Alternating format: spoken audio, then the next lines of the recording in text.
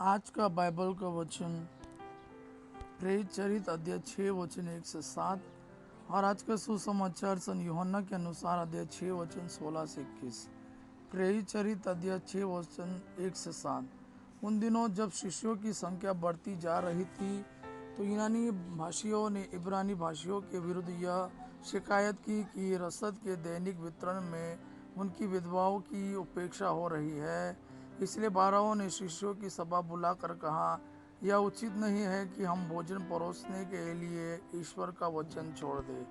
आप लोग अपने बीच में से पवित्र आत्मा से परिपूर्ण 7 बुद्धिमान तथा ईमानदार व्यक्तियों का चुनाव कीजिए।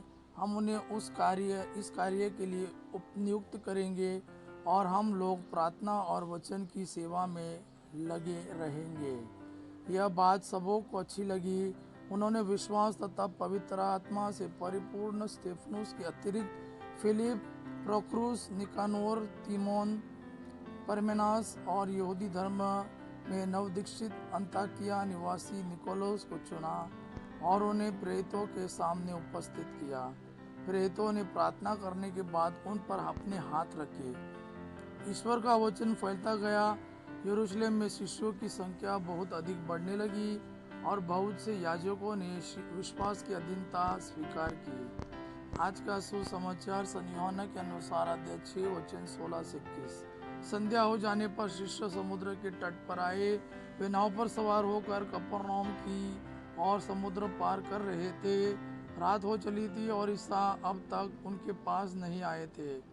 इस बीच समुद्र में लहरें उठ रही थी क्योंकि हवा जोरों से चल रही थी। कोई 3-4 मील तक नाव खेने के बाद शिष्यों ने देखा कि ईसा समुद्र पर चलते हुए नाव की ओर आगे बढ़ रहे हैं। वे डर गए, किंतु ईसा ने उनसे कहा, मैं ही हूँ, डरो मत। वे उन्हें चढ़ाना चाहते ही थे कि नाव तुरंत उस किनारे जहाँ वे जा रहे थे लग गई।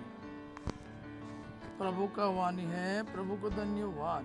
अब पिता की महिमा और पुत्र यीशु का प्रेम आप पर सदा सर्वदा बना रहे। आमीन।